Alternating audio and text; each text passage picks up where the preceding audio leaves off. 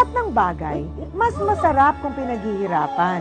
Mas matamis ang tagumpay kung nakuha mo ito ng patas at walang daya. Sabi nga ng tatlong lola sa noontime show, lahat ng bagay ay may tamang panahon. Pero sa panahon ngayon, lahat na yata ng tao mainipin. Gusto nila instant ang lahat.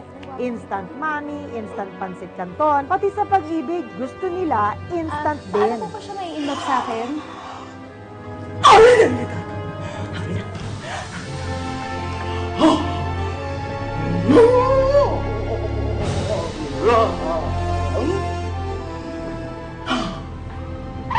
In fairness, ha? Ang gwapo niya. Oh my gosh.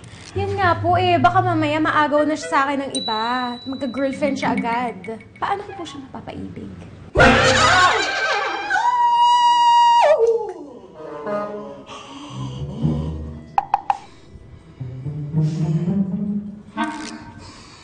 Kapag gusto mong ibigin ka niya, painumin mo siya nito. Kapag nakainom na siya niyan, siguraduhin mong ikaw ang una niyang makikita!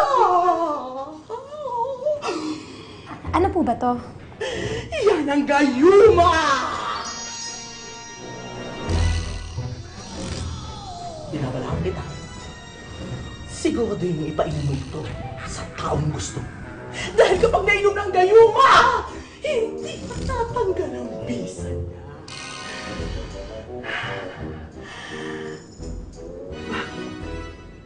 Natatakot ka? Hindi naman po. Pero kasi hindi po gayuma to, hindi rayuma. Ay! Asa ba yung antipakag? Gayuma ba? Pakibasa.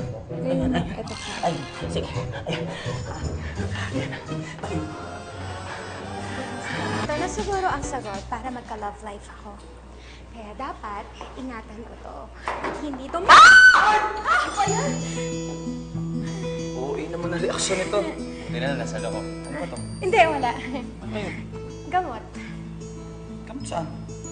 Malamang sa mata. Nakalaki na nga ng katin, makakabangga ka pa. Meant to be nga siguro na kami ni Daddy ang may-ari ng kantin sa opisina kung saan nagtatrabaho ang greatest crush kong si Isko. Naisip ko, mas magiging madali sa akin na ipainom sa kanya ang gayuma dahil palagi naman siyang kumakain dito. Hi, Isko. Ano gagawin mo dito? Manonood kami ng sine. Di ba? Sine. Hindi. Malamang kakain kami. Kantin nga ito, di ba? Oo nga pala, no? Sorry. Alam mo ate, ha? Si ma'am, habang nililinis ni ma'am yan, sasabihin ako sa'yo. Sanay naman ako na pagkaguluhan kapag dumarating ako. Ganun talaga, no? Pero itay mo ako, ha? Magkikita tayo mamaya. Kung wala ako na mainit. Okay? Sige. See you later. Bigyan niyo nga ako ng malamig na juice. Ay, sige, gagawin ko na. Okay, sige. Thank you. O, ano na?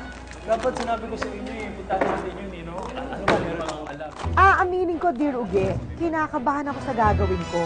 Dapat hindi nila mahalata na may ilalagay ako sa iinumin ni Isko. Saglit lang. Wag na pala juice.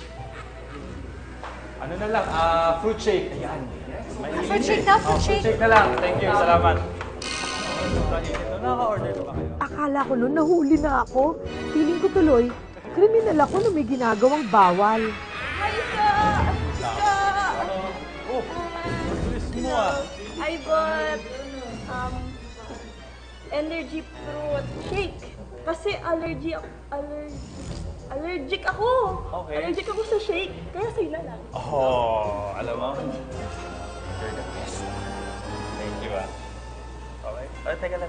Yeah. Ma'am. Cancel na. Meron na ako. Okay lang, sir. Sorry.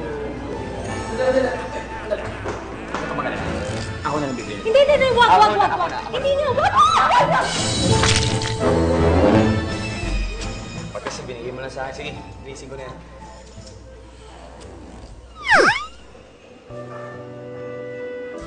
Mommy, na miss ko na po kayo.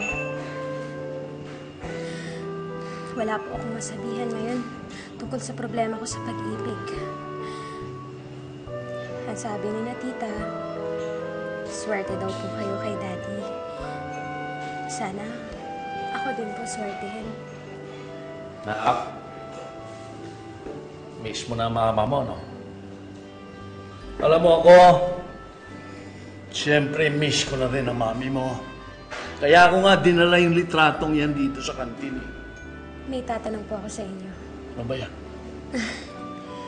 Sabi po kasi nila tita, chick boy daw po kayo noon, marami daw po kayong girls. Nak, noon siguro yan. Hindi na ngayon, hindi na. Ba't mo naman na itanong sa akin yan? Bakit naman po si Mommy napili niyo? Mahirap ipaliwanag yan, anak eh.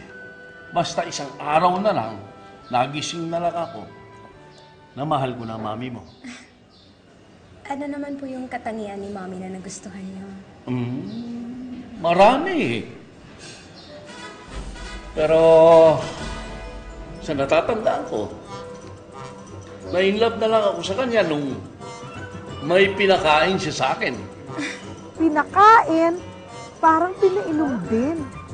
Mula nun, hindi ko na siya nakalimutan. Kaya kantin ang itinayo namin negosyo eh. Ang sarap na nang nararamdaman ko magmula nung may pinakain siya sa akin.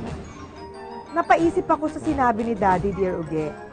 Hindi kaya ginayuma din ni Mami si Daddy?